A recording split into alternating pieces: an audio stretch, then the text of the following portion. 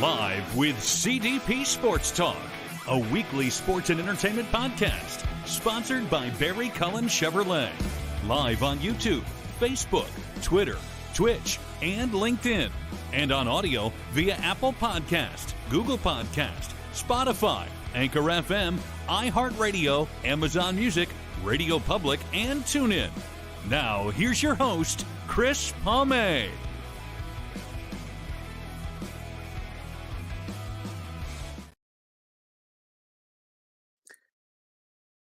Good evening, everybody. Welcome to Live with CDP Sports Talk on this Monday, February 13th, 2023. Yes, I'm not happy. The Eagles lost the Super Bowl last night, 38-35. But anyways, guys, I want to say good afternoon and welcome to Live with CDP Sports Talk, Season 5, Episode 26 today, brought to you by Barry Cullen Chevrolet Dealership, 905 Woodlawn Road West in the Guelph Auto Mall. You can check out barrycullen.com for the newest selection of new and pre-owned GM vehicles, or give them a call at 519-824-0210 and tell them that CDP, aka Chris Palme, sent you there as well.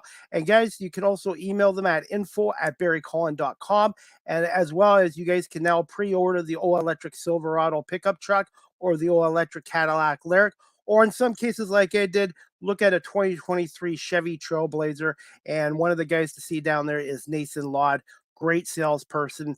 And Barry Cullen Chevrolet takes care of their clientele and good GM products as well. Guys, I am looking forward to my show tonight. He is Tanner Stuckman. He's a Quincy, Illinois native and a forward with the National Basketball League of Canada's Windsor Express. And we're going to talk some hoops and NBL with Tanner, and also about his being in a second year with the Windsor Express. Good afternoon, Tanner. How are you doing? I'm good. How are you? I am doing great. So thank you so much for coming on here. Yeah, thanks for having me. No problem. How was your day? It's going well. We just finished up practice about an hour ago. I was able to get my shots up and got my lift done this morning, so it's been a very productive day so far. And I see after you guys lost 108-104 to London yesterday at Budweiser Gardens, your next three games against the London Lightning. So that's going to be quite the interesting next three games, because when you play a team so many times in a row, just like in a playoff series, it can get a little bit chippy. Yeah, I mean, that's exactly how we're viewing it. We're viewing it as a playoff series. I was able to play against them last year in the playoffs, and so it's kind of redeem ourselves for the guys that are returning from last year. I know we're going to go into it here in a little bit about the game last night, but that was a playoff game last night. It was competitive. The atmosphere was great. So that's how we're viewing it. We're preparing like it's a playoff series. We want to play the games like it's a playoff series. Well, right now, obviously, London leads it with 8-2. Sudbury's improved; they're 5-3. You guys are 3-3, but I clearly see a better basketball club this year than last year, and I think you guys are going to win a lot more games. And then the Kitchener-Waterloo Titans, I believe, start up February 20th. So it'll be interesting to see how Kitchener-Waterloo does after not playing for the first month and a half of the season. That's going to be a tough schedule for them, because you're trying to squeeze in, what is that, 20, 25, 27 games or something like that into a shortened period. And it's kind of what we did last year a little bit, and that schedule was tough because you're playing, sometimes you got 3 games in a week, sometimes 4 kind of going into the next week, and so that can be a grueling schedule. So it's going to be interesting to see how they operate with that, because as an athlete, that's hard, playing all those games. All the athletes love to play the games, but you also need some downtime to relax as well. Yeah, because their schedule is going to be compressed, because the playoffs start in April, I believe, for the NBL of Canada. I think it's May. May, okay, May. Yes. So it's going to be definitely tough. And they've got a new head coach. Neil Foreman is no longer with the Titans. I thought Neil Foreman did a great job with the Titans last year, especially in the finals against London, where he was missing 4 starters. They played London tough for 2 games out of the 3, 2.5 out of the 3 games. They played real even with them. Yeah, I got a lot of respect for Neil. I was able to talk to him a little bit when he was here for I think it was a few of our preseason games we held kind of close scrimmages with some different teams. He came in and kind of watched us play a little bit and got to talk with him, and I thought he did a really good job with them last year. Um, I felt bad for him with all the injuries in the playoffs, but like you said, they played London tough, and I think that was a really, really every game was really close. Obviously London came out with the championship, but every game was close, and I thought they competed well. And I think this year, I feel the league's more competitive. Mhm. Obviously, Sudbury, I think's improved. You guys, I do believe you guys are a much improved ball club. And Kitchener Waterloo, we'll see what happens there. What are your thoughts on the basketball league, the TBL? I'm not real familiar with it. Obviously, playing against some of those teams last year, and then playing against the Rogues already once this year. They're a little undersized, compared to the NBLC. I would say the play is a lot quicker. They run less plays, less actions, and it's more transition. Let's try to get as many shots up as possible, which can be a little hectic at times. But I think the hardest part is trying to figure out how to plan for those teams, right? Because it is hectic and it is so fast. So like when we played against the Rogues, we struggled a little bit out of the gate, but then we kind of figured it out in the second half and were able to pull away. Now, with the Express this year 3-3, and actually having your first 3-game winning streak in a while, what have you liked about this Express team so far, and what do you guys need to you what do you feel the team as a whole still needs to improve on? Like, is it slow starts in the first quarter? Yeah, I mean, I think we do tend to start out a little slow, but one thing that I'm impressed with so far is we're embracing the mindset of it's step by step, right? Everybody's going to make the playoffs, and obviously we're not looking that far ahead yet, but we do know that we have a goal that we're trying to reach, and it's a process. It's going to take a while to kind of get things flowing. I know we got blown out at London the first time we were there, and that kind of we were like, man, we got a lot of work to do. So now we've kind of cleaned some things up. I'm impressed with how guys continue to take steps in the right direction. We have the new faces that are adjusting to the league, and they're competing and they're producing. And so I think it's been really cool to see all the new guys kind of come in and build the chemistry up with the returning guys. We're definitely going to have to continue to kind of continue to build that chemistry, especially defensively. We're going to have to communicate a lot more. I think offense is going to come. Obviously, last night with Billy being out is a little tougher, but I think that we're kind of starting to figure it out, and it's going to take time. So it's a process in our mind, and I know that we're gonna compete. We're going to work as hard as we can to accomplish that goal. One of the guys I like, he's off your bench, is Jamiron Jackson. Now, is he new to the team, or was he with you guys last year?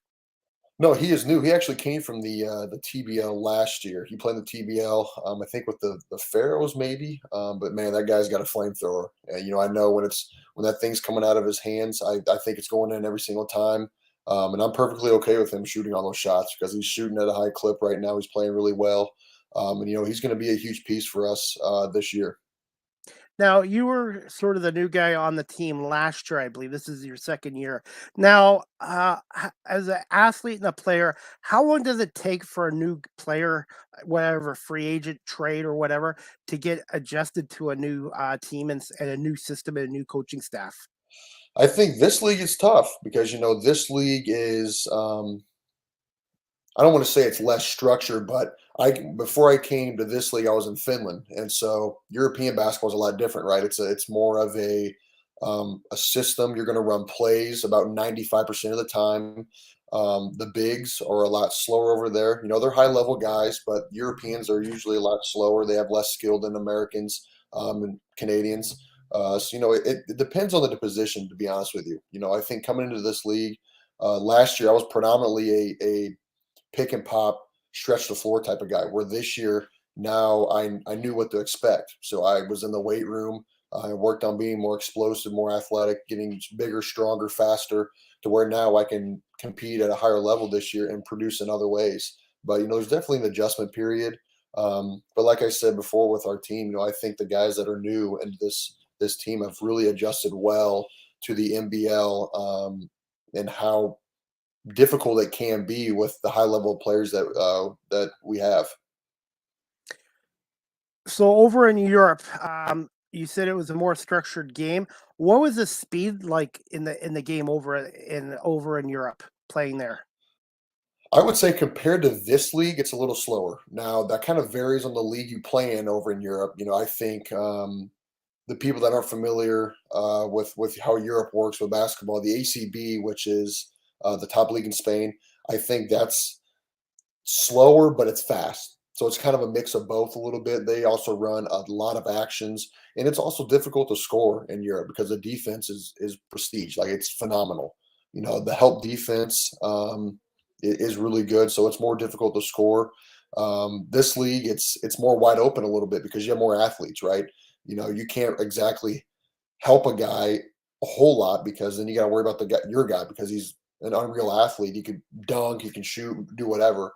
But no, I think the speed overseas it varies in the league. When I was in Finland, it was a little bit slower, and then when I was in Portugal before coming here this year, that was more structured. More 95% of the time, it was sets, running an offense, getting guys the right shots, and things like that. Overall, how was your experience over there? And were you a little bit homesick at time? Oh, for sure. That was a huge reason why I came back to the Windsor Express this year. I was in Portugal for the preseason, and my wife wasn't with me. And that's hard because I was 7 hours ahead. And when you're married, I mean, you're trying to balance everything. And so I'm like, you know what, this isn't the right time for me to be here yet. And I also from last year, I kind of had a bitter taste in my mouth with how things went here in the NBLC with us losing the way we did in the playoffs. I know Coach Jones was asking me what my plans were. So when I contacted him and Dardis, the owner of the Express, they were excited to have me back here in welcoming arms. I think I wanted to come back here and continue to grow. I felt like I needed to come back here another year to kind of grow my game, and help my professional career. Overall, how's your experience been like in Windsor, and how did you end up becoming a Windsor Express? I love it. I love Windsor. I love how it's a blue collared city. Everybody works hard. That's the biggest thing that stuck out to me is everybody works hard. That's one thing that the organization's all about. So my journey here was interesting because I left Finland. Um, Finland I was in the second division there, which once again, people who don't know, that's an okay level of basketball in Europe. I was wanting more. I was the only American on my team. I had to do all the work.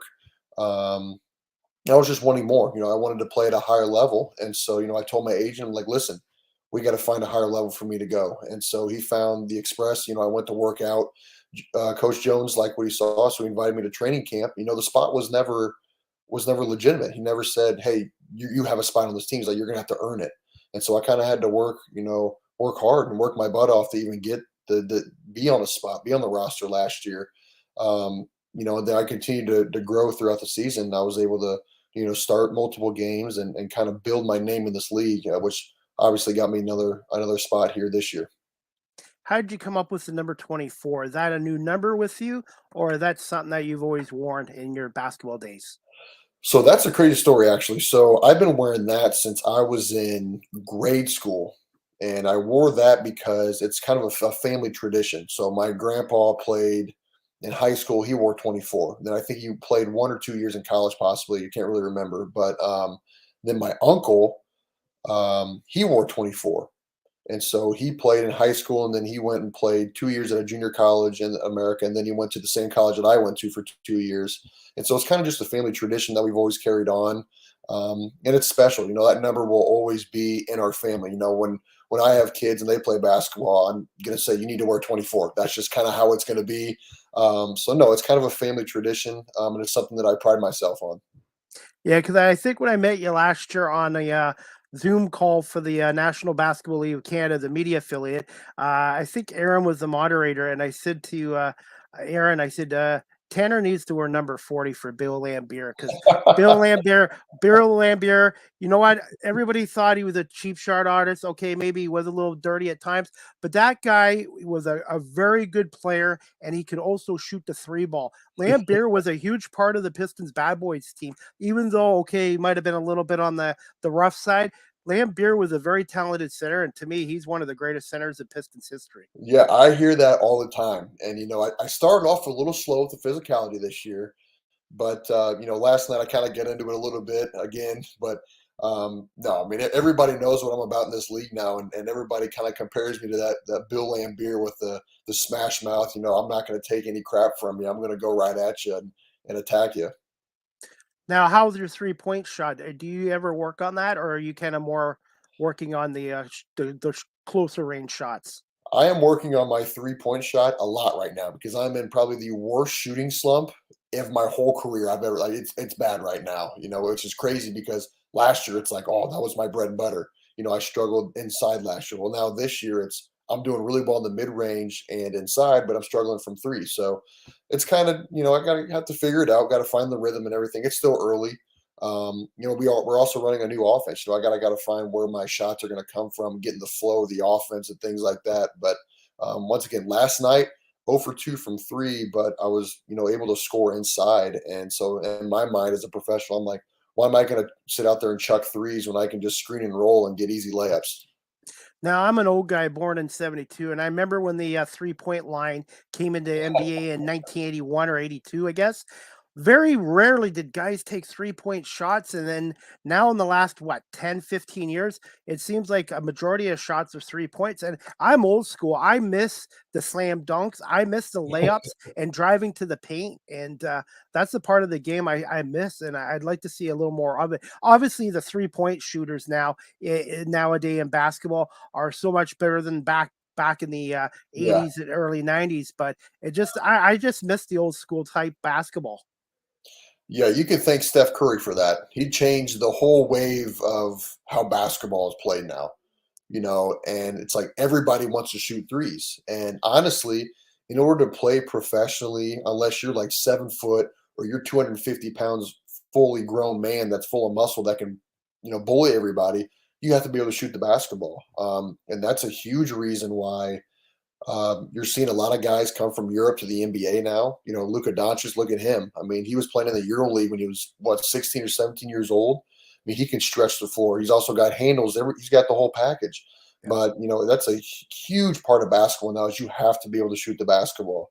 You don't really see a whole lot of traditional 5-minute anymore, where they're just bully. I'm just going to be on the block. You don't see that anymore. And I think that's starting to kind of trickle down from the NBA to other professional levels. Okay. I want to ask you a couple of questions. That's okay, Tanner. By the Yeah, way, I have a nephew. His name is Tanner as well. So that's awesome. Good. It's a yes, great name. absolutely, absolutely. But can you tell my audience just a little bit about? Can you tell my audience here in Guelph, which is about 3.5 hours from Windsor, a little bit about yourself and where did you attend school and started playing basketball? And did you have a mentor or mentors that you looked up to and helped you in your basketball career earlier on? Yeah, I mean, I think my biggest mentor growing up was, of course, Michael Jordan. Like all my baby pictures, my dad put me in like Jordans, the Jordan full outfits. They had the Jordan basketballs. We had all that stuff. And so I started playing when I was 4. Played in the little middle school gym with the little tight rims and all that stuff. I mean, I don't even know now they got like AAU for 4-year-olds, some crazy stuff now. It's crazy what's happened with basketball. But I started at 4. Obviously I played all the way through grade school, all the way through junior high. And the craziest thing, nobody ever believes me with this. So I went to Quincy Notre Dame High School in Quincy, Illinois, and my freshman year, my first year of high school, I was only 5'10". So I was 5'10", and I wore probably a size 15 shoe. So if you think about that, it's not very proportional at all. So I kind of looked goofy, And then my sophomore year, I shot up to 6'5" in high school, and everybody was like, "Man, what's happening?" And then I finally was up to 6'8" by my senior year in high school, and then I went to Quincy University in Quincy, Illinois. So I decided to stay home. My journey there was pretty crazy. I went there as a walk on. I turned down two other full ride scholarships to go to school, and I went there as a walk on, which means for people that don't know what that means, it's you're paying to go to school. You have no scholarship. You're pretty much betting on yourself that you're going to earn a scholarship. And so the first year I redshirted, and then I was able to earn a scholarship And I didn't really have my breakout year until my junior year of college. That was my big breakout year where I was like, okay, I can might be able to do something with this. And so my junior year had a really good year. And of course then we had COVID happen going into my senior year, and that was kind of a rough year where I still had a really, really good year, a fantastic year, averaging 19 a game. I think I shot like 46% or 45. I was in the 40s for three, which was phenomenal. But we couldn't play in front of fans. So that was the hardest part was, my family couldn't watch me play. They got to see a couple of home games where the administration let them in because I was the only senior on the team. But going on the road games and not seeing them in the stands, that was really hard. My family loves to travel and watch me play. So I had a really good last 2 years of college. Was able to sign with an agent. Then like I said, my first stop was in Finland. Came here, and then this past summer I was in Portugal, and then now I'm back here playing for the Express. I can, not as an athlete, but during the pandemic, when the OHL reopened up again, doing the camera work for the Guelph Storm, it was not the same without the fans. And No, it must have been really hard for an athlete or any kind of athlete or even a student to play in front of no fans, like in an empty building. yeah, I mean, maybe that's why I shot so well. I don't know. There was nobody there. It was dead quiet. The only thing you heard was the coaches yelling and then the bench. That was it. It was almost like you were playing a controlled scrimmage in practice. There was no difference between being in practice and being in the games. There really wasn't. You just had officials there. So it was definitely weird. And then you throw in all the testing we had to do every week because it was still an issue at the time. They were still getting shut down. I think we got shut down twice, I think, in our preseason. So we didn't even have a full preseason to prepare. So it was definitely a rough time. And in my mind, I'm worried about, okay, this is going to be my last year. Is this even going to be able to help me become a professional? Am I even going to get a shot? Because the world at that time was just chaotic. It was chaos. Some leagues were playing, some weren't still. So it was a tough time. Yeah, like I said, I think now I appreciate doing my media work, doing sporting events more than I did before. Because when something's taken away from you for a long Yep. time, you learn to appreciate it more. And hopefully, we never end up going through that 2.5 year stretch again. I hope not. It was terrible. Definitely. Now, when you were playing high school basketball, Tanner, were you primarily a forward or were you doing some center play as well? I was primarily a forward. Okay. So our team was huge. I think our starting five was 6'2", 6'5", 6'7", 6'9", 6'5". We were huge for a high school team.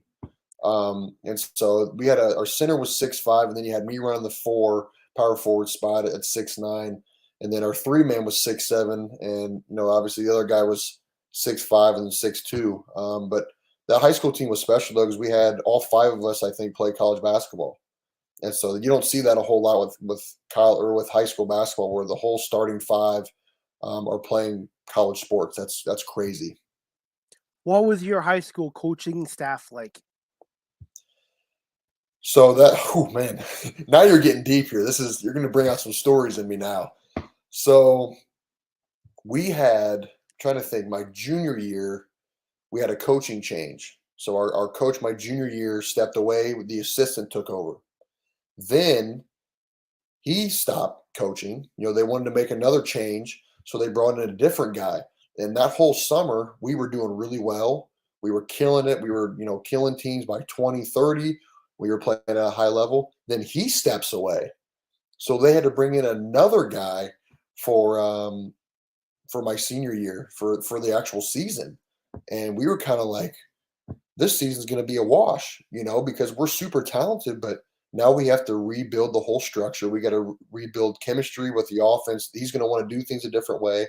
But it ended up working out really well. I mean, we won 20, 25 or 26 games, I think. We should have won a state title. We got upset. I think it was in the Sweet 16. But I look back and I'm like, that was one of my favorite memories was playing with that team because the coaching staff was great. I had my uncle who played college basketball, was an assistant. And so you look back on things like that, and it's like, man, like at the time, took it for granted a little bit with the resources that I had and how good our coaching staff really was. Overall, how big is high school basketball in the state of Illinois?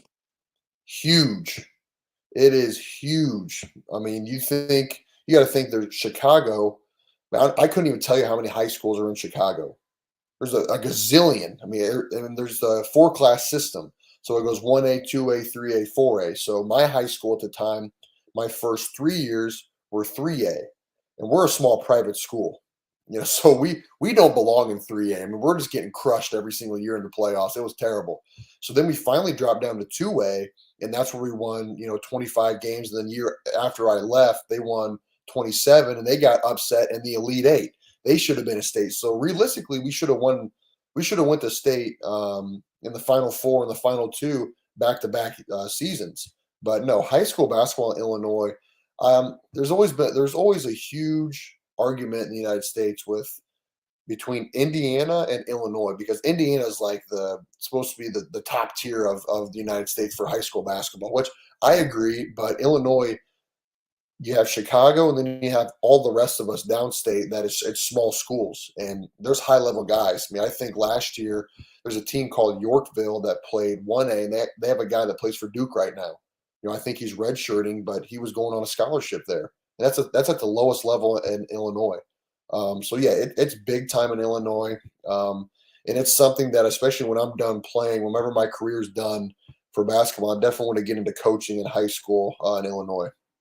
One of my favorite all-time Detroit Pistons, who was drafted by them way back in 1981, Isaiah Thomas, is from Chicago, but he ended up going to Indiana and playing for Bobby Knight, which was kind of oh man, he's a legend in the game too. Quite the oh character. yeah, oh yeah.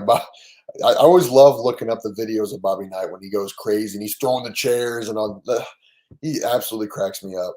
Couldn't do that now in 2023. No, No, definitely different times and stuff like that. But exactly. definitely, there was another question I was going to ask you. Okay, yeah. Generally for high school basketball in Illinois, how many games do you normally play in a season? I would say, let's see, regular season, I would say between 25 and 30. And then you got the playoffs. The playoff format's a little different. So everybody always looks at Missouri as well. Missouri, they have like districts and all that. I don't know how theirs is weird, but for Illinois, you have regional final. So that's 2 games. Then you have sectional final. You're up to 4 games now, and then you have the super sectional.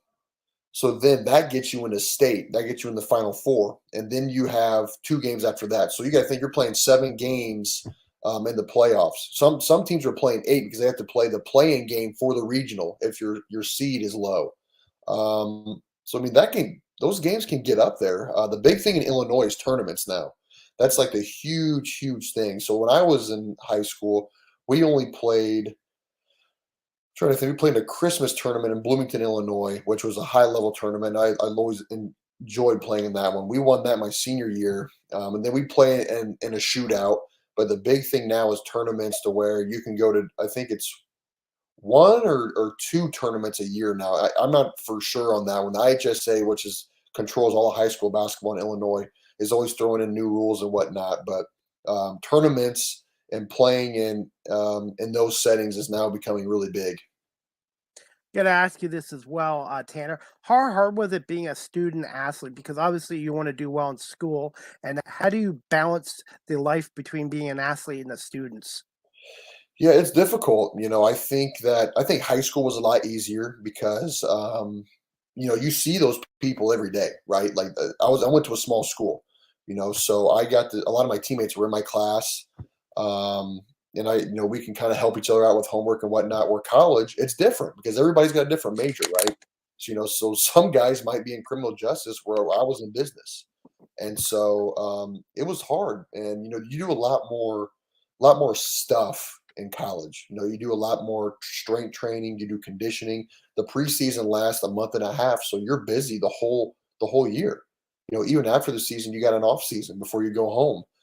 And so it's difficult. I think that my undergrad, where I got my marketing degree, was harder than my master's. You know, I got my master's degree as well, and I thought that was a lot easier. Which I was really fortunate because we talked about COVID. Well, COVID made all the classes online, which made it 20 times easier. Because guess what? I can just wake up, get my shots up, get my lift in, and then I can go do my homework, and then I'm done for the day. And then I go to practice at 3:30, and I haven't been doing anything. I just got my homework done early in the morning, got all my work done, and it's super easy. But I would say it's really hard because then you think about all the other stuff you're involved in, whether that be attending other student athletes events like volleyball, football, or the clubs you're involved in, or the tutoring you have to go to.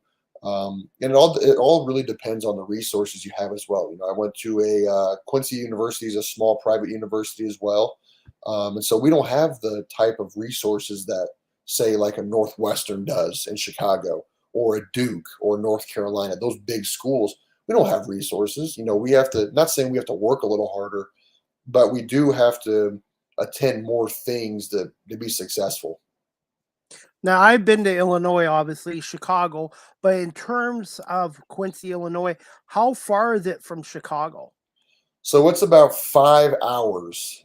5 hours. Let's see, 5 hours south of Chicago. It's right on the border of Missouri. So it's right on that border between Illinois and Missouri, kind of around mid-state around there.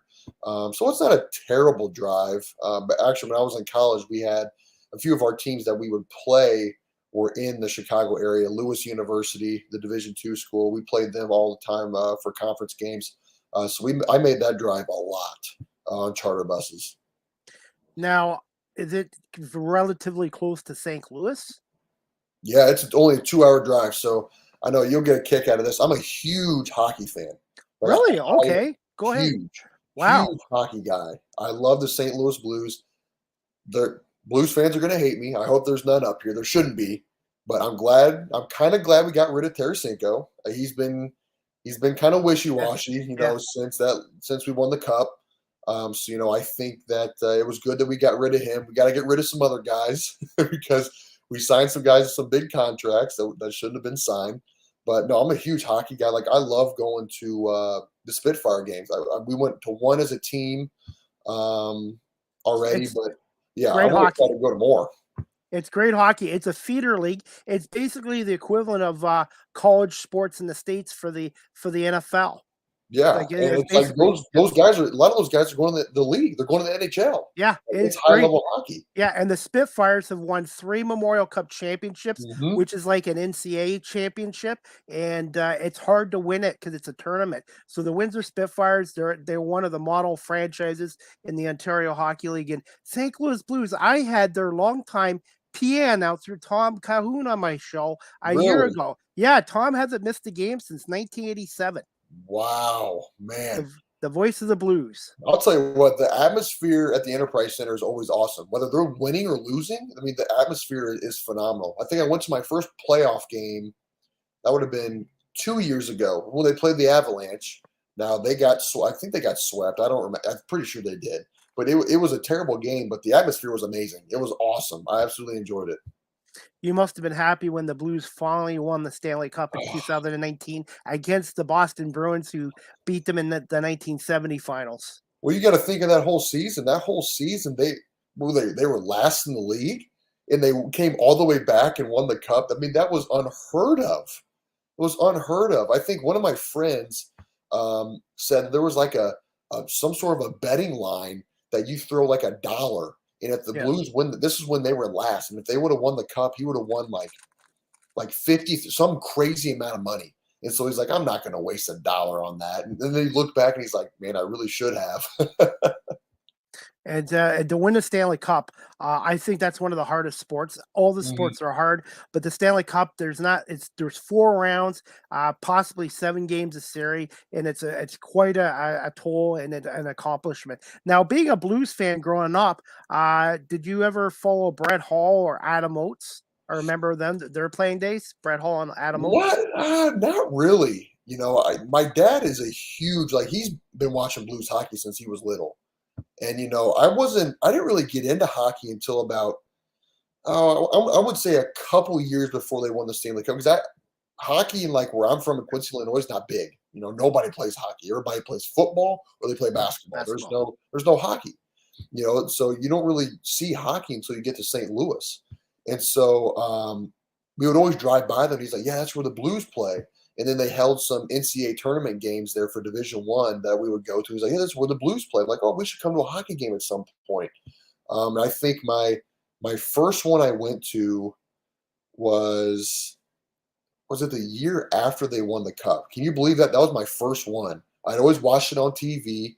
And so that was awesome. It was an amazing experience. And I've always tried, whenever I'm back home, I always try to get to them. Or hey, you're only 20 minutes from Detroit. Not even that. I'm a Red Wings fan, huge Red Wings fan. Go to Little Caesars Arena. If you've never been there, it's where the Pistons and the Red Wings play. You'll love it. You should, if you ever get downtime, try to go to a Pistons or a Red Wings game at Little Caesars Arena. I might have to. You guys stole David Perron from us, right? Yes, and Ville Husso, the goalie, too. A couple of guys from you guys. When I saw, especially Perron, Perron was like our guy. Yeah. Like he was the bread and butter, like the workhorse and the grinder, and he was good. Like he's a fantastic hockey player. And Wayne Gretzky played for the Blues too back in the 90s as well. And the Red Wings and the Blues, when they were in the Western Conference, the Red Wings are now in the East. They had such great playoff rivalries with the St. Louis Blues. And I remember Chris Pronger, who I've met here, Al McInnes, Brett Hall, Wayne Gretzky. Just the Blues franchise thankfully stayed in St. Louis. They had some tough times in the early 80s, but the Blues have done a great job over the years. And I'd like to go to a game at the Enterprise Center at some point. It's an experience. It is. I would say that's one of my favorite atmospheres. I've been to some NBA games, some college March Madness games, and now like nothing is better than a Blues hockey game. I'm telling you, it is a special environment. Yeah. Speaking of Chicago, obviously you're a Jordan fan. Are you a Bulls fan too? I follow them a little bit. Obviously we got Pat Williams' brother on our team. We got Kobe Williams.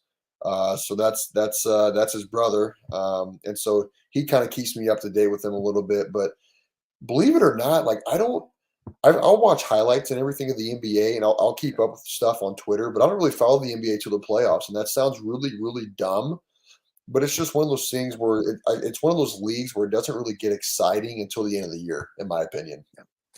The gentleman that does my voiceover for my podcast show is a friend of mine, Tim St. Clair, who's the public address announcer for the Bulls, Bears, and Chicago Fire. And I also had Tommy Edwards, the legendary PA announcer of the Bulls, who created the Sirius opening for Michael Jordan and the Bulls. Tommy Edwards, one of the greatest guys I guess they've had on my show as well. And even though I'm a Pistons fan, I told Tommy and Tim it's hard to hate the Bulls now when you get to meet guys from their organization. Even Chuck Swirsky's been on my show as well. Wow, yeah, it's a great organization, but man, they got to figure some stuff out, though. My goodness, they got to figure it out. Yeah, the Pistons were a great organization, but they have struggled the last 12 years. They get all these high draft picks and all these young players, but they don't seem to mash or whatever. And now it's like it looks like it's going to be another couple years of a rebuild for the Pistons. Yeah, that's a tough part too, as a young guy, especially coming out of college. Like they're thrown into the fire right away. Like you need to be our guy, and that can be hard for a lot of guys coming out of college. Not necessarily the skill aspect, but like you have a lot of stuff going on. You're getting paid high dollar. You're playing in the big arenas. You got all the outside noise, all that. So that's a lot going on. So I never dog on young guys when they come in and say they're having a rough year or a rough start, because it's hard. Like it is really, really hard to deal with all that stuff. Yeah, Cade Cunningham's found that out, and now he's out the most of this year. So it's like, wow. And then you got some of the fans are writing him off, and he's like, he's only 22 years old. It's just, 22. yeah. So he's still young. Hey, Tanner, are you still good for a couple questions? Good for a couple more questions. Okay, this one I wanted to ask you. Your dad's now following me on social media, so I guess that's a good thing. But how much of an influence has your dad, Kirk, been on your basketball career? Huge. He has been huge. And you know what's crazy is he stopped playing basketball when he was in high school, right? And so he was a huge his story's crazy too. You know, he played baseball and then in high school, and then he went and played college volleyball, Division 1 college volleyball at QU. So QU, all their other sports are Division 2, but their men's volleyball team is Division 1. And so he broke some records in the NCAA and everything like that. And he he had a chance. He could have went overseas to play professional volleyball. And at the time, he married my mom. He's like, I think I'm going to hold off and stay here. But no, he's been huge. Ever since I was little. Going out to the backyard and shooting. And he was hard on me growing up. He pushed me. He knew that I had the work ethic. When things got hard, he was always there. He was always like, listen, things are going to work out. Keep your dreams high and keep thinking that that this is going to happen. And that's why he supports me so much, because he knows how much I put into it and how much we've put into it as a family. And so that's really, really been important. Then you throw my wife in there now. You throw her into the chaos of professional basketball, and I have an unreal supporting cast. Between my family, my wife, her family. I mean, everybody is on board with what I'm trying to do. But no, my dad from day one was a pivotal point of me being successful, as well as my mom. My mom was kind of the carer. When my dad was hard on me, my mom was like, "It's okay, you can come here, I'll care for you," and things like that. But those two, they continue to this day to support. They take all their time off for work and they come and watch me play. They're here right now. They're in Windsor right now. Okay. Yeah, they were at the game last night. They're going to be here until Wednesday, and then my wife comes in on Sunday. So she'll be here for a week, and then my parents are coming again the following week on Thursday to watch me play. So it is a huge team effort. They want to make sure I'm as comfortable as possible so I can do what I love, and that's special. Not a lot of guys have that, and so I'm trying to embrace it and take full advantage of it. Now, how hard was it to find a place when you came to the Windsor Express? You mean for housing or? Yeah, for housing. Yeah. So they gave us all the housing stuff, Wow. and so as a professional, that's the thing that people don't know is a lot of this stuff's covered. So like when I go overseas, I classify Canada as overseas because it's out of the United States technically, even though it's only an 8-hour drive from where I'm We're from. we're next door neighbors, really. Yeah. So essentially, it's overseas, but it's kind of not overseas. But even when I was in Finland and Portugal, it's all covered. Everything's covered. Insurances, housing. I know over there they gave us some meal plans, so like we could go eat at a restaurant once or twice a day. We don't have that here, but they do give us, obviously they give us some per diem and things like that on the road. And this housing is covered. So like my house I'm in right now, we got 6 guys in here, 6 teammates, and then they have another house. I think it's, let's see, 1, 2. They got 4 or 5 guys there. And so it's great. We get to be all together. All 6 of us are here, and we get to spend a lot of time together. Once again, this is going back to our chemistry. This is what's going to help us build the chemistry and things like that. No problem. Hey, one thing also too, that's great that your wife's coming down and your parents are there as well. Also, if they can't come down to a game, they can watch it on NBLC Yes. TV. A little plug for that, which I have as a media affiliate, and a shout out to Aaron Sanders, who's the voice of the Express and the National Basketball League of Canada. And one day, this gentleman will be on TSN or ESPN. He does such a great job doing the Express, and he's such a passionate. He's so passionate about the league and the Express. He is phenomenal.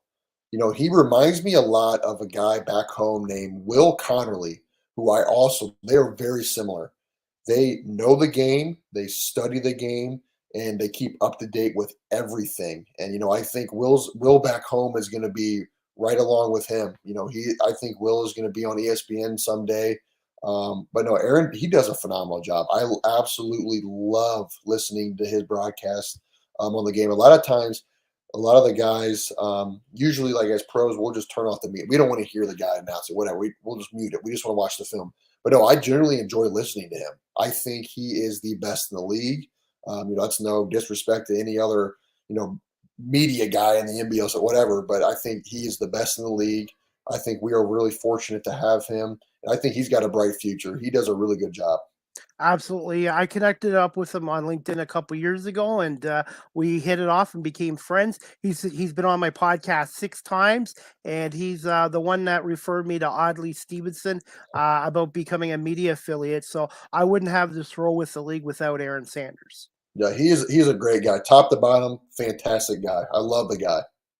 Definitely, and I was saying to Aaron, I'd like to see the games get broadcast on radio too. Obviously, they're live streamed, but it'd be nice to see the games be put on radio as well, and maybe a little more TV exposure as well. Because I really like the NBL of Canada, and it's a really good league. And I'm hoping the league can get back to 8 to 10 teams. At Yeah, one point, they had 12 teams in the league before the pandemic.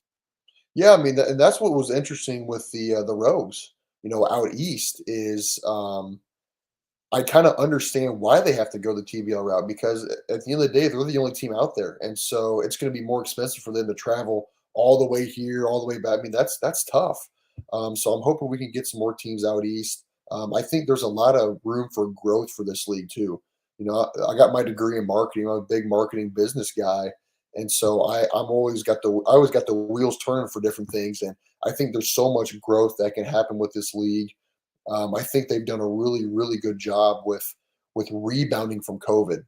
I think last year the league was good. I think obviously London was loaded with talent. I think we got better as the year went on. Our final roster and playoffs was really talented, and then obviously KW was solid and Sudbury. But I think this year, all across the board, it's talent. There is so much talent on every single roster this year. I think the biggest thing that's impressed me is the way they've been able to rebound and keep this thing going. Being intelligent with what they need to do to keep this thing moving up in the right direction. But I think there is a huge amount of growth that is possible, and I think they're going to do it. I think it's being ran the right way, and I think that this league is going to get back to where it was.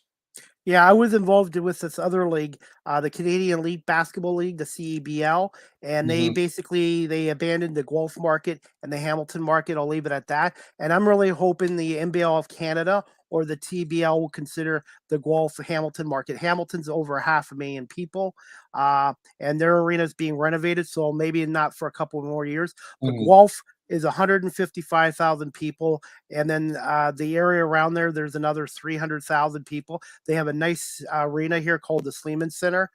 We have beer here called Sleeman. So if I ever come to Windsor, I'll bring you some Sleeman Brewery. Perfect. My nephew works for Sleeman Brewery, Tanner. So that's a little cheap plug for him. That But works. I really hope Guelph gets another professional basketball team here at some point.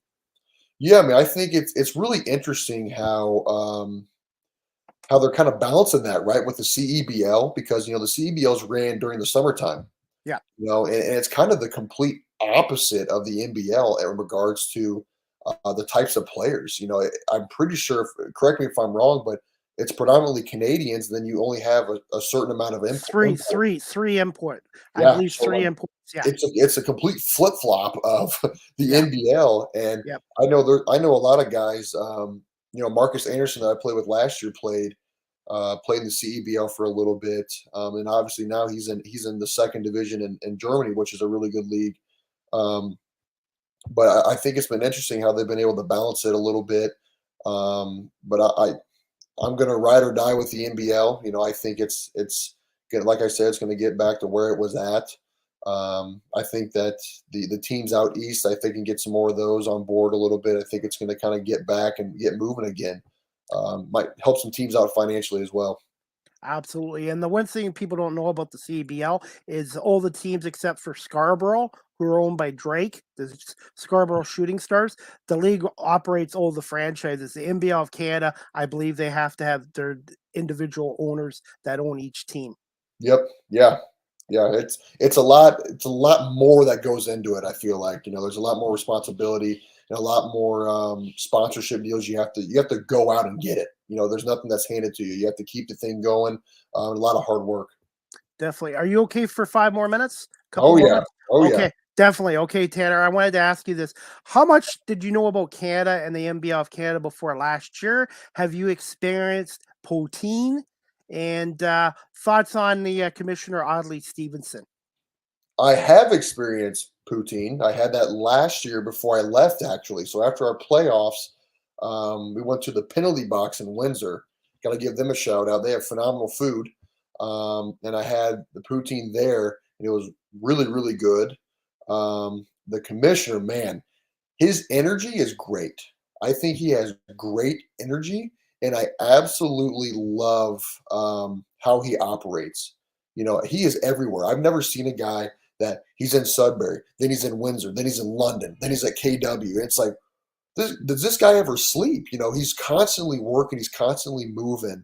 And, I think he does a really good job. And I think that, once again, though I know the wheels are turning in his head to how to keep this thing rolling. And so I think he's doing an absolutely fantastic job with the league. But coming into last year, I knew of NBL Canada. I always knew it as a high level league. Like, this was a league that, for guys that get cut from the G League or have G League NBA aspirations and they're close, but they're not quite there yet. That was my ideal of this league. So I was like, man, this is going to be tough. A 6'9" stretch forward that's got a European game, that's tough. I mean, we're gonna have to kind of see how it goes. And so I had to watch some film before I came here last year to kind of figure it out. And the rest is history. Now I'm here for my second year, and I got a lot of respect for this league. I think this league is undervalued way, way too much. I think this league is phenomenal. I think it is high level basketball, especially this year. There are some big names in this league, and I wish that teams in Europe would view it as a league that is extremely competitive, even though it has four teams. That is the one knock that is a struggle right now. It does only have four teams, but the level of play is high level, and I think that guys, I think a lot of people are starting to see that, and they're wanting to get into this league to compete. Okay. Now, for people that are watching or listening to our podcast episode today, they've never seen you play. One word that describes you as a player, and one word that describes the Windsor Express as a team. I'm gonna do one word for both. Okay. Tough. And it's not the tough like, oh, we're really good. It's the tough, like, we're tough. Like, we are resilient. We're gonna come out and we're gonna try to punch you in the mouth. We're gonna come out and we're gonna bring that physicality. And we're gonna come out and we're gonna try to embarrass you. I mean, that is our motto. Especially for the returning guys from last year. Last year was a rough year. And I know every time we go to London, they don't lose at home. They rarely lose at home. And so that's why it stung last night. That's one we should have had, most likely. We just didn't make a couple plays. But that is the one word for both. Tough. I would say toughness. And probably hardworking too to represent the city. Yes. Yes. Okay. Yes. Very hardworking. This question's a simple yes or no. Do you feel this Express team can be a contender for the NBLC title this year? Yes. Yes. Next question. This one's a fast one.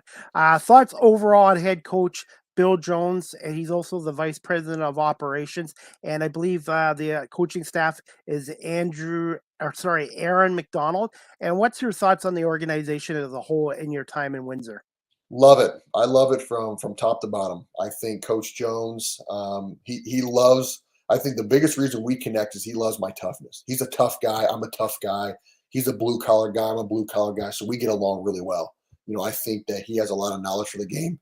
I respect him because of what he's done as a professional. You got to look at his track record as a pro while he was playing.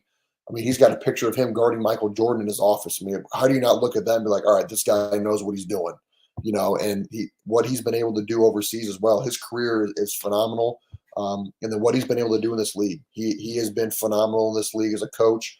And so me especially, but our team always looks to him and we trust him. I think Coach McDonald has been a huge, huge addition to this team. Something we kind of lacked a little bit last year was a defensive coach, a defensive presence that he's going to hold you accountable. He's going to constantly adjust. His wheels are constantly turning in his mind. So I absolutely love him as an assistant coach. And then I got my guys, Titus as the assistant coach, and then Frank. I got Frank as our strength and conditioning guy, and he's the one that's always keeping us in tip top shape and pushing us and making sure we're in the weight room and things like that.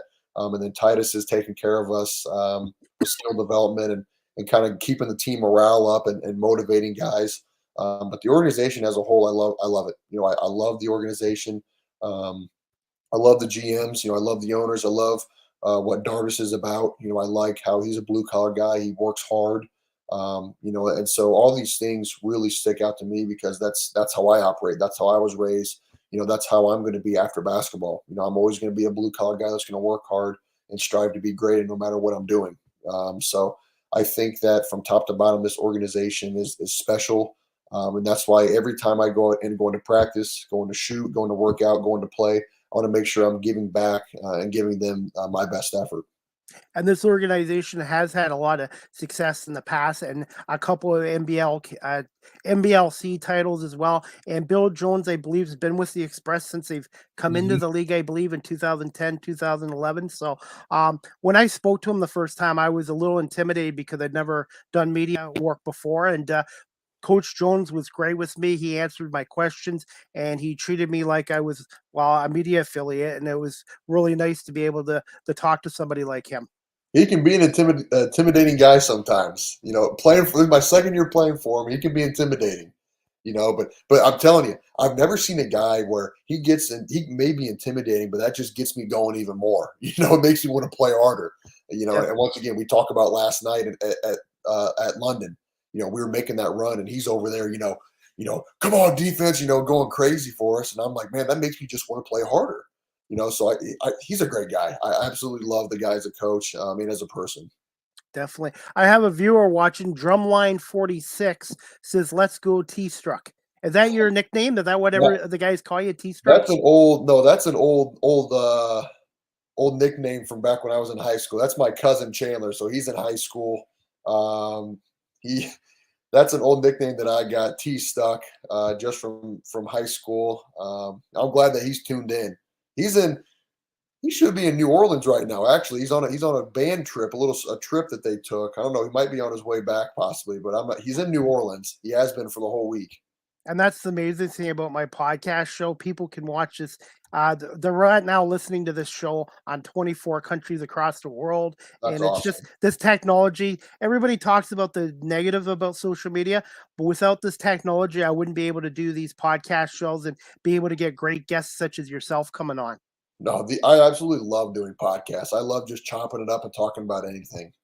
And I'm working on a new career in radio. So right now I do this for radio work, and then I do camera work as well. I love doing camera work for basketball. I do the University of Guelph Griffins men and women's teams, and I love doing the camera work because I get to help paint a picture for the announcers. And the thing with the camera operator is, even though you're not playing in the game like the athletes, you can't take a play off as a camera operator. You have to play as hard as the athletes do because you don't want to miss a shot or anything on the court.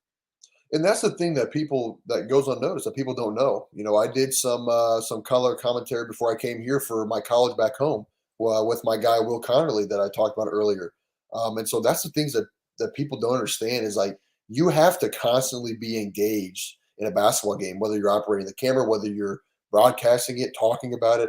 Your brain always has to be moving. So yeah, you're right. You can't take any plays off. I don't even know if you can get a glass of water. You can't really do anything. You have to sit there and be locked in for the 2.5 hours, that however long it takes. At halftime, I could sometimes take a bathroom break or get a drink of water, but I have to actually watch my nutrition before a game because I can't really tell the producer during the game, hey, I got to go to the bathroom. My stomach's upset. So I am got to work in my fitness part of myself, but as being a camera operator, I love it because, especially with basketball, I like hockey too, but basketball is like you're part of the action and you're part of a team, and you can't take a play off. And no matter what the score in the game is, you can't let up. You've got to do the broadcast until the end of the game, to the final seconds. No, and I'm telling you, us as players, we appreciate everybody that does that because we know how much hard work goes into that. I mean, there was a lot behind the scenes and everything like that that goes into it. That's its own section within itself. Take away basketball and everything. You got to organize it, and all that stuff. And so, yes, we appreciate everything that the people do in media, broadcasting, all that stuff. Definitely. Your cousin just said just got back from New Orleans. Love getting to watch and listen to cousin. Hey, thank you so much for watching our podcast show. I really appreciate that. Oh man, he's always involved on the social media, whether it be Twitch or things like that. He's always keeping up to date. And also, hey, being from Quincy, Illinois, you've obviously brought up Jordan and the Bulls and the St. Louis Blues. Did you have any other favorite sports teams and athletes when you were growing up? I think another whole crazy enough, the biggest person that really motivated me to be a good basketball player is my uncle Ryan. And that's the guy that played at Quincy, Notre Dame, played in college and everything like that. I looked up to him. I was always around him. I was probably super annoying because I was always grasping on to, oh, I want to be just like him. I want to be able to shoot the ball just like him. I would say for favorite sports teams, football, it was the St. Louis Rams. That's kind of a sour subject still because I'm they an Eagles fan right now, so I'm a little sour about yeah, the Super because Bowl they, last night. they left St. Louis. So, St. Louis now has, I think it's called an XFL team, The the Battle Hawks? Hawks. Okay. Yes. So, and that place is always packed. So it's like they're still trying to kind of show like, hey, we're a football town too. Like there was no reason to let the Rams leave. So the NFL right now, I don't really have a favorite team. I just kind of enjoy watching it just because it's like I can't be a Los Angeles Rams fan. Like that completely defeats the purpose of being mad that they left St. Louis. I would say the Bulls for basketball, college basketball. I'm a huge Notre Dame fan. Michigan. Um, We're going to be enemies. I'm a Michigan fan. but huge college football, Notre Dame fan. Michigan all the way for college sports. Notre Dame football is kind of on the struggle bus right now. Their offensive coordinator just left, and their head offensive line coach just retired. So trying to figure it out. But I think with Marcus Freeman, I think we can move in the right direction. I think they had a decent year with the talent they had. Obviously, having a second string or third string quarterback being the starter for the majority of the year, and Drew Pine. I mean, he could barely throw it. I think 20 yards, but yeah, we still won football games. So all power to them. But yeah, I think that's about it for my favorite sports teams. But definitely a Blues fan though. That's my biggest one that I follow the most. Definitely. And one of my friends, Todd, he's a long life Irish football fan, and he's probably their number one fan. And like I said, when we play Michigan, we're going to be enemies for the day. But yeah, but you know what? Notre Dame is a great school. Have you been to a game at the in Notre Dame? So I've been to two, and so I went to one. This is way back when Andrew Luck was at Stanford. That was my first one, and they absolutely killed Notre Dame. I mean, it was terrible. And then the most recent one I just went to was this year. When was that? Was it November? Maybe November. I think they were playing. What the heck was it? Was it Wake Forest? Can't remember, but all I know was it felt with the wind chill and it was snowing. It was in the negatives. So it was freezing. I That was the first time I've ever been to a football game where I was like, I need to go take breaks in the bathroom because they had heaters. So I was in there, got my hands, warming them up on the heaters and everything. Yeah. But that was an absolutely fantastic atmosphere. It was snowing. You couldn't even see in front of you. It was snowing so hard. I mean, it was awesome. I had my wife with me, and then her friend and her boyfriend, and that was an absolute blast. That'll be a memory I'll cherish for the rest of my life. I went to one Michigan Wolverines games with my cousin in 2004, where Chad Henning, who's with the Chiefs now 15 years later, beat Iowa. 114,000 people at the Big House. It's just insane how big college sports is in Yes. in the United States of America. How big it is compared to here. I guess the schools here don't have the money or the TV contracts that they do in the States. Yeah, it's huge. I mean, college football is I don't want to say it's bigger than college basketball, but it is bigger. I mean, they generate more revenue majority of the time, and now you have all the the NIL deals. You got athletes being paid. A lot of them are making big time money, and so that adds into now you're throwing that in there. So you're getting some big name guys at some smaller universities. Or maybe universities that they shouldn't be at, and so that's bringing in more people to watch, and so the revenue's going up.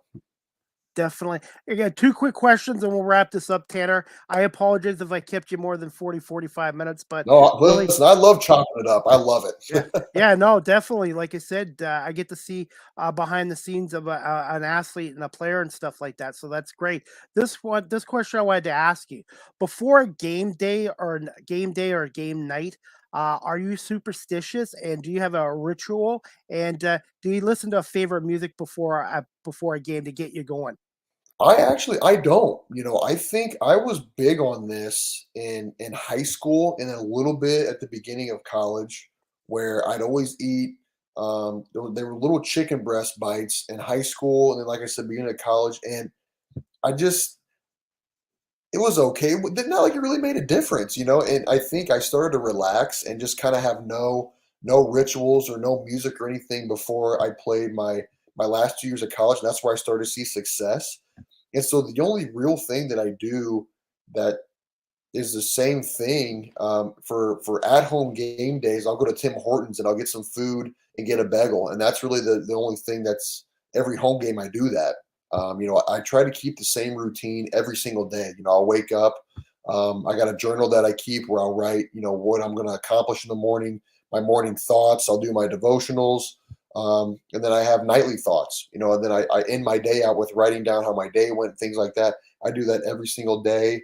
I do little things like that, that it's not big things, but it's the biggest thing that makes me successful is having the same routine every single day. That way a game day is no different. The only thing I'm doing is I'm getting up a little earlier and we're going to shoot around, and that's it. And then I get more rest and then I play. So it's really no different than just any other day. It kind of makes it go smoother. Do you have any Tim Hortons in Illinois yet? No, I No, wish yet. we did. I know they're in Michigan, they're in Ohio, they're in New York State, but I was just always curious if they had come to Illinois yet. No, they are big on Dunkin' Donuts in Illinois. Dunkin' Donuts, and then you have some random donut shops that'll just come up out of nowhere. I mean, no, there's no Tim Hortons though. I mean, you can't go wrong with Tim Hortons. What is it, Timbits? Yes. Yes, Yes. I think the last year. This is the craziest thing ever. So last year we got back from a game, and me and Jakai Taylor, who's a teammate still now, we went to Tim Hortons and we got a 50 pack of those, each one of us, and we Wow. both ate all of them. Wow. You That's a know, lot. it That's a was so lot. good. I mean, you can't set them down. I mean, once I get Yeah. going, I eat all of them. I can't help it. So if you had a choice between Tim Hortons or Dunkin' Donuts, you'd take Tim Tim's. Hortons. Tim Tim Hortons. Hortons. 10 out of 10 times Tim Hortons. Speaking of food, right now in Windsor, best place for pizza and wings in Windsor. I don't even know, to be honest with you. I've only been to Buffalo Wild Wings, and then I've eaten at like Pizza Hut. I haven't Okay. tried anything else outside of that, which this is my second year. I should probably try that, right? Like I should probably figure that out. Um, you know, I don't know. I need to figure that out. I think we should have a couple days coming up that we're off after our game against London on Wednesday, or lighter days. So I'm hoping that maybe I should figure that out. That'd be a good start. And I bought a new vehicle, a Chevy Trailblazer. I have only driven it around Guelph, so it's still brand new. I need to take it for a ride to Windsor and come to an Express and a Spitfire game. I've made a lot of friends in Windsor too. Mike Kaycott from 800 CKLW in Windsor, and then Aaron Sanders and Steve Bell and Manny Pava from the Windsor Spitfires. Those are two great guys too. If you want to talk OHL hockey, Manny Pava or Steve Bell. Perfect. And when you come to Windsor, we got to make sure to get you courtside seats too. We don't need you Oh, sitting up in the normal seating. We need to get you courtside. Definitely. Okay. Well, thank you so much, and I really love covering this league and following it and covering the league. And one other league you should check out too, the National Lacrosse League. It's a combination of hockey and basketball, and Yep. it's a great sport. If you ever get a chance to come to a Toronto Rock game, Buffalo Bandits game, you'll love the product. And lacrosse players, man, they're tough as nails as well. As it's a great sport. So what's crazy is that at Quincy University, they just started a lacrosse team when Is I it was there, and I never got to a game. I field? never did, and I'm kicking myself for it because it's entertaining. Yeah, is it field lacrosse or box lacrosse? Indoor lacrosse is called box, and Okay. the outside game is field lacrosse. Okay, they have field. Okay. So the box is in the big arenas, right? Yes. Okay. Yes. They play in hockey arenas and that. I hope Windsor one day gets a National Lacrosse League team because it's a great league, great sport. Check out NLL.com because I do some media work for them as well. So I'm kind of plugging them as well. But they've Yeah. been really good with me, like the NBL of Canada has been as well. I need to check them out because I'm all for physicality Oh, and dudes yes. hitting each other. That's a sport. I'm telling you, Tanner, you'll like it because there's fights, there's physicality, there's a lot of skill in it, and there's a shot clock. Each team has 30 Really? seconds to get their shot off or the shot clock. Yeah, so it's a little bit of hockey and a little bit of basketball. You'll love it if you can check out the NLL.com. I'm all for it. I need to find out more about this. Definitely, yeah. I'm still learning and I love the sport, but I just wanted to plug it out here. Finally, last question, Tanner. Can you just tell my audience here in Ontario, well, obviously Guelph, why they should attend a National Basketball League of Canada game and why they should come down to a Windsor Express game? I would say the atmosphere, and I think I'm a little biased, but I think between Windsor and London, we have two of the best atmospheres. I'll even throw Sudbury in there. I think that the atmospheres are so special, and I think that people should come and watch the Windsor Express play, especially this year because we play hard. You're going to see a team that's going to come out and that's going to play for 48 minutes. That's going to come out and compete every single second of the game. And once again, we have Billy White on our team as well. The former MVP of the league a few years back. He's been in this league for forever. And he's still playing at a high level. That's a guy that he's been over in Europe. He's been everywhere in the world playing professional basketball, and he's a heck of a player. He's a heck of a guy. And the last thing is this league. It's high level basketball. You're going to see some guys that are going to probably play in the G League. We got a few guys on our team that have been in the G League. And I know that for a fact there's guys on London that have been in the G League. They got Justin Jackson, who was drafted second in the NBA draft a few years ago. So all across the board, it's high level basketball. The atmosphere is great. If you're in the crowd, you can go and get food. If you're courtside, you have food brought to you. If you want to have a beer, you get a beer. If you want nachos, you get nachos. I mean, you can. It's pretty much it's a family friendly atmosphere. Those tickets are not extremely expensive. And honestly, if you guys want to come to a Windsor Express game, contact me. And if I have tickets available, I'll get you free tickets. I'll just throw that deal out there. I'll definitely take you up on that. Also, Tanner, I see February 20th, the family day game here. A local Windsor businessman is bought up tickets, so anybody that wants to go to that game on Monday, February 20th, against the London Lightning, the Yes. Empire, they can do that, which is I think is great as well. Yeah, it's fantastic, man. I think we're going to have a big crowd. They got some sort of manufacturer, some sort of I don't even know what it's called, some big event before the game on Wednesday, and so we're supposed to have a ton of kids, a ton of family members there for that game as well. So yes, please come out, especially these next two home games. So against London, we played them tough yesterday. Most likely, we probably should have won. We beat them at home already. So we want to get them back, especially on Wednesday. Definitely. And where can my audience find you and follow you on social media as well?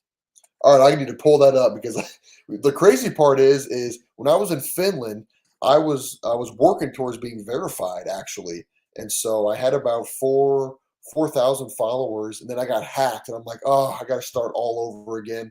So if people want to find me, you can follow me on Instagram at Stuck, Stuck, period 24. And then I'm also on Twitter. That is under at Tstuck, Stuck 24. So it's super simple. Those are the two platforms that I'm on the most and that I check on a regular basis. So if you want to get in contact with me, just give me a follow and shoot me a message. I'm really good about getting back to people that reach out to me. I'm not one of those guys that are going to leave you on red or just delete your message or ignore you. I'm going to always contact you back because, that's something I pride myself on, is getting myself out there as a professional athlete, building relationships. And that's what I like about your league and the National Lacrosse League. All the athletes I've met or the coaches have been really approachable for the fans or media like myself. And that's why I like it. It's a fans league. Oh yeah, for sure, for sure. I don't know a single guy in our league that's going to turn any fan away. They love the fans, and especially they love having the kids and signing things for them. All right.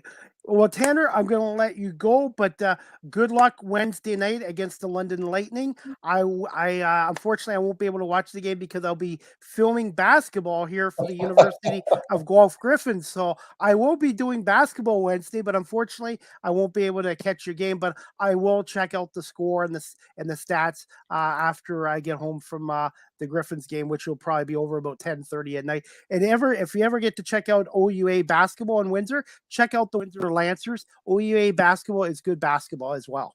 Oh yeah, for sure. Good luck at your game, and make sure you stay active the whole time with the camera.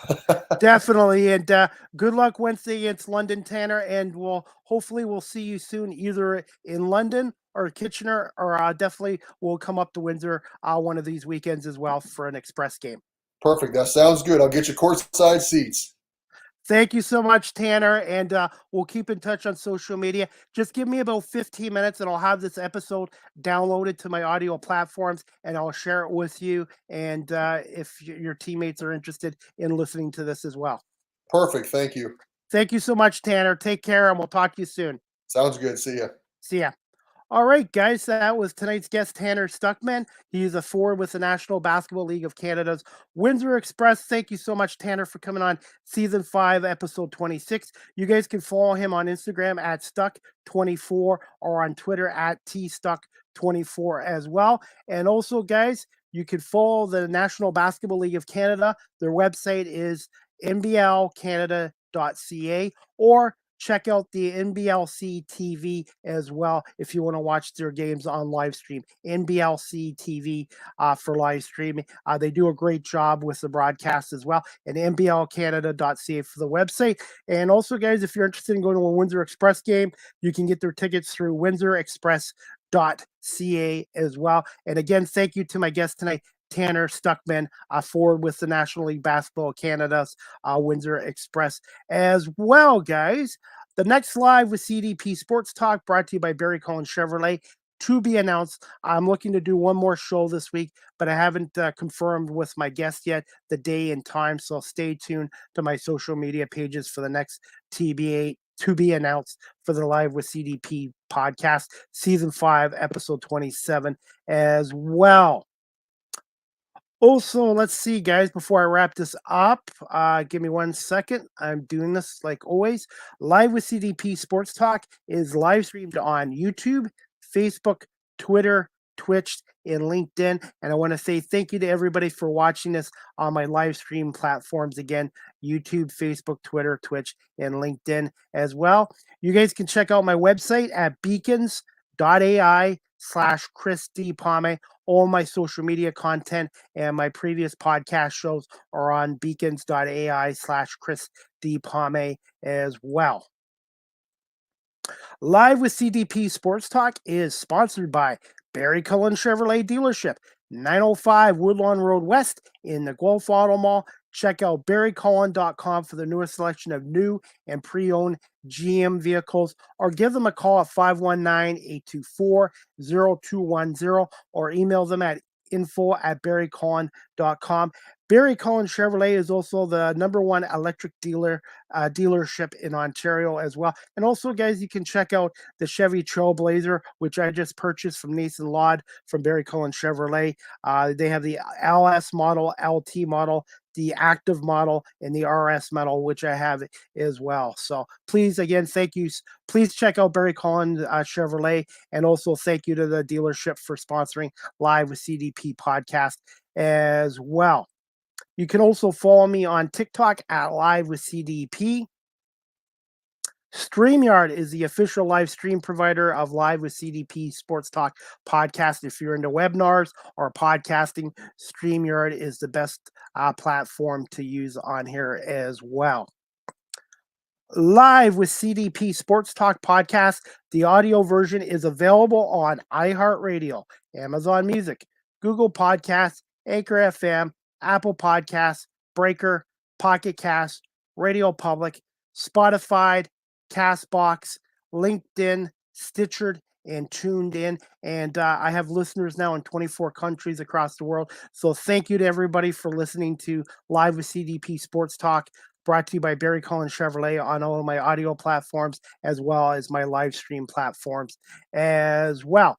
Also, guys, you can email me at cpalme19@gmail.com.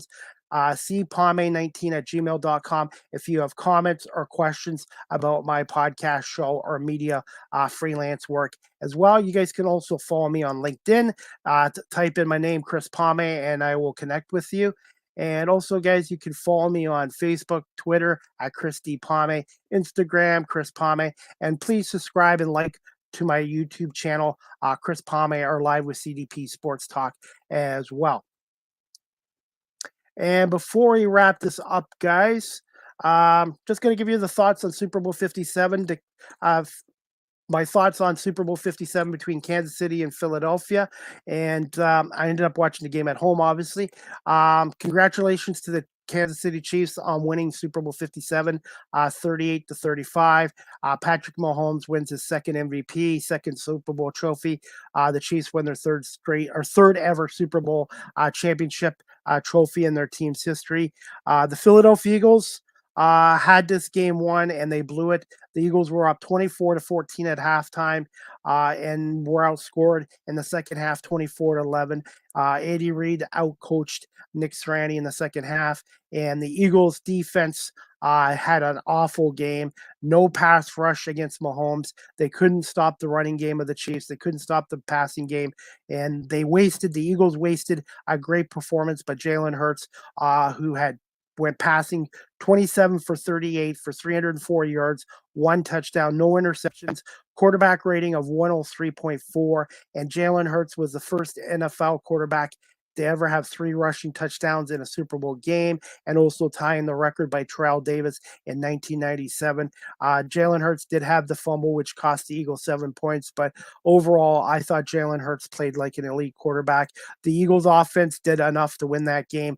35 points scored, 417 yards total offense, but the one fumble cost him 7 points, and then the poor coverage on a kickoff return by Tony at the end of the fourth quarter, near the end of the game, set up the Chiefs for another 7 points. So congratulations to Kansas City and Andy Reid, who's a former Eagles coach in Philly for 14 years.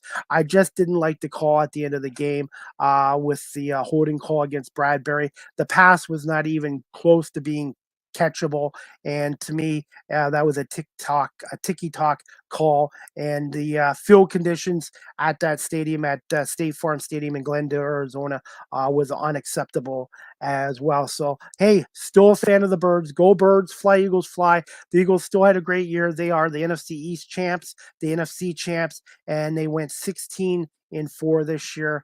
The most wins in one season for the Philadelphia Eagles, just happened to fall one game short of being world champions. But Jalen Hurts and the Eagles will be back next year in 2023, and wouldn't be surprised if the Eagles and Chiefs meet again next year in Las Vegas as well. And that's about it, guys. that's it. I want to say thank you to Tanner Stuckman, again, a forward, 6'9" forward with the Windsor Express, for coming on live with CDP Sports Talk, sponsored by Barry Cullen Chevrolet. And look forward to my next live with CDP Sports Talk sometime this week. I will announce it, to be announced, on my social media pages again. But please check out the Windsor Express on their website, and the NBL of Canada as well. And again, thank you to Tanner Stuckman for coming on live with CDP Sports Talk. I hope everybody has a great evening, has a great week, and we'll see you guys for the next episode, season 5, episode 27 of Live with CDP Sports Talk by the end of this week. Have a great evening, everybody. And again, thanks for watching live stream or on my audio platforms. Have a great night, everybody.